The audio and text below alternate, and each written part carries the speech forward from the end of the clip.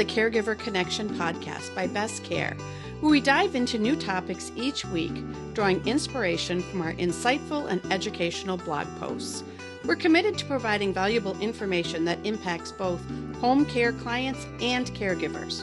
Without further ado, let's jump into this week's episode. Home care for sensory impairment. Taking care of an aging family member with sensory impairment can be challenging. Still, by using a compassionate and intentional approach, you can create a safe and supportive environment and keep their quality of life high. What is sensory impairment? Sensory impairment comes in different forms, such as hearing, vision, or sensory disability associated with autism. Sensory impairment is a condition that affects many people, including seniors. In fact, nearly 2/3 of seniors in the United States live with 2 or more sensory deficiencies. Family caregivers and personal care assistants must understand how to support people with sensory or dual sensory impairment. How does sensory impairment affect quality of life? Living with sensory impairment can significantly impact a person's quality of life. Hearing loss can make it difficult for people to communicate and connect with others, while vision impairment may limit mobility and independence. Each individual's experience is unique, and the needed support level may vary.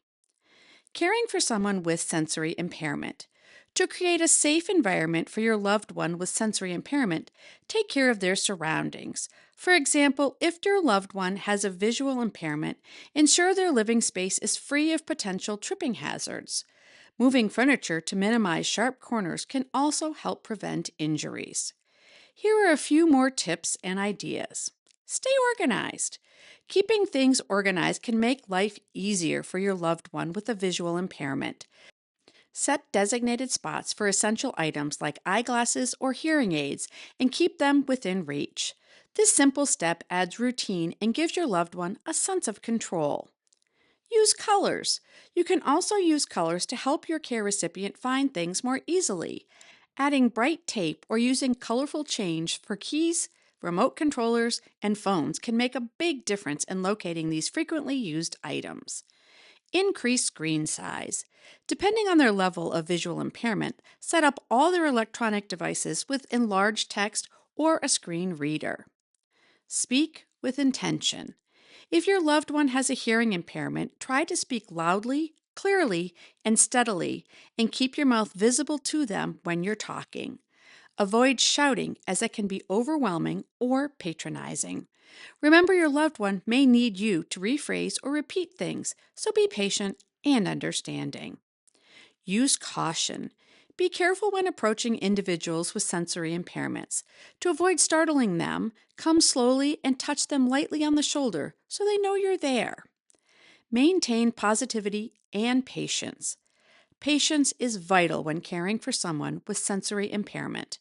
Their frustration levels might be higher as they deal with the limitations of their disability, so as a caregiver, it's essential to maintain a positive attitude.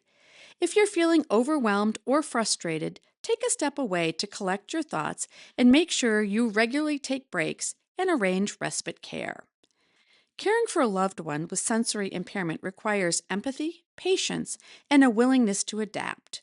By implementing these tips and seeking support when needed, you can create a safe and loving environment that enhances their well-being and independence. At Best Care, we understand the challenges of caring for individuals with sensory impairments. We offer professional home care services and comprehensive resources to support personal care assistants and caregivers.